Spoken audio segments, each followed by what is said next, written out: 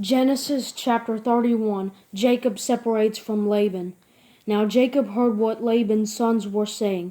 Jacob has taken all that was our father's and has built this wealth from what belonged to our father. And Jacob saw from Laban's face that his attitude toward him was not the same. Then the Lord said to him, "Go back to the land of your fathers and to your family, and I will be with you." Jacob had Rachel and Leah called to the field where his flocks were. He said to them, "I can see from your father's face that his attitude toward me is not the same, but the God of my father has been with me. You know that I've worked hard for your father, and that he has cheated me and changed my wages 10 times, but God has not let him harm me. If he said, 'The spotted sheep will be your wages,' then all the sheep were born spotted. If he said, 'The streaked sheep will be your wages,' then all the sheep were born streaked. God has taken away your father's herds and given them to me. When the flocks were breeding, I saw in a dream that the streaked, spotted, and speckled males were mating with the females.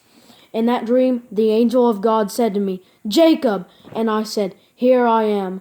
And he said, 'Look up and see. All the males that are mating with the flocks are streaked, spotted, and speckled, for I have seen all that Laban has been doing to you. I am the God of Bethel, where you poured oil on the stone marker and made a solemn vow to me. Get up, leave this land, and return to your native land.' Then Rachel and Leah answered him, 'Do we have any portion of it or inheritance in our father's household? Are we not regarded by him as outsiders? For he has sold us and has certainly spent our money. In fact, all the wealth that God has taken away from our father belongs to us and to our children. So do whatever God has said to you.' Then Jacob got up and put his children and wives on the camels. He took all the livestock and possessions he had acquired in Padan Aram, and he drove his herds to go to the land of his father Isaac in Canaan. When Laban had gone to shear his sheep, Rachel stole her father's household idols, and Jacob deceived Laban the Aramean, not telling him that he was fleeing. He fled with all his possessions, crossed the Euphrates, and headed for the hill country of Gilead. Laban overtakes Jacob.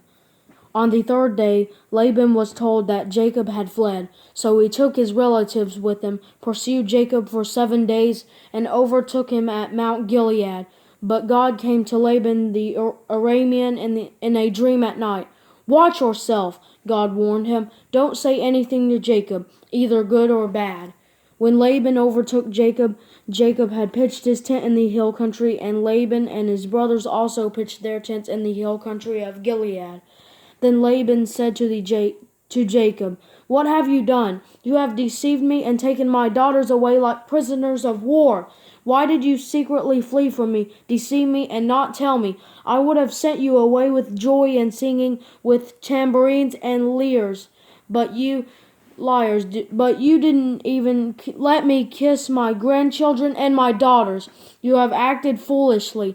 I could do you great harm, but last night the God of your father said to me, 'Watch yourself, don't say anything to Jacob, either good or bad.' Now you have gone off because you long for your father, but why have you stolen my gods?" Jacob answered, "I was afraid, for I thought you would take your daughters from me by force. If you find your gods with anyone here, he will not live. Before our relatives, point out anything that is yours and take it." Jacob did not know that Rachel had stolen the idols.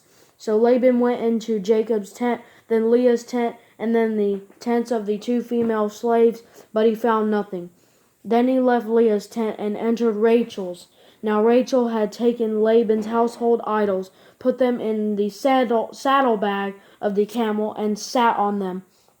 Laban searched the whole tent, but found nothing.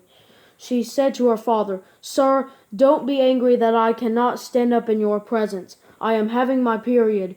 So Laban searched, but could not find the household idols. Jacob's covenant with Laban. Then Jacob became incensed and brought charges against Laban. "What is my crime?" he said to Laban. "What is my sin that you have pursued me? You've searched all my possessions. Have you found anything of yours? Put it here before my relatives and yours, and let them decide between the two of us.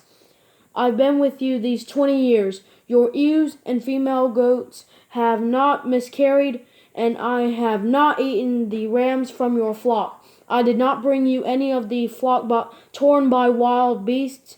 I myself bore the loss. You demanded payment from me for what was stolen by day or by night. There I was. The heat consumed me by day and the frost by night. And sleep fled from my eyes. For 20 years I have worked in your household, 14 for your 2 daughters, and 6 years for your flocks. And you have changed my wages 10 times. If the God of my father, the God of Abraham, the fear of Isaac, had not been with me, certainly now you would have sent me off empty-handed. But God has seen my affliction and my hard work, and he issued his verdict last night. Then Laban answered Jacob, The daughters are my daughters, the sons my sons, and the flocks my flocks. Everything you see is mine. But what can I do today for these daughters of mine, or the children they have borne? Come now, let's make a covenant, you and I. Let it be a witness between the two of us. So Jacob picked out a stone and set it up as a marker. Then Jacob said to his relatives, Gather stones. And they took stones and made a mound, then ate there by the mound.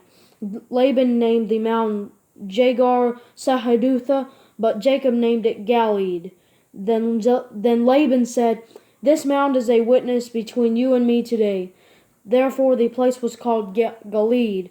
And also Mizpah, for he said, May the Lord watch between you and me when we are out of each other's sight. If you mistreat my daughters or take other wives, though no one is with us, understand that God will be a witness between you and me.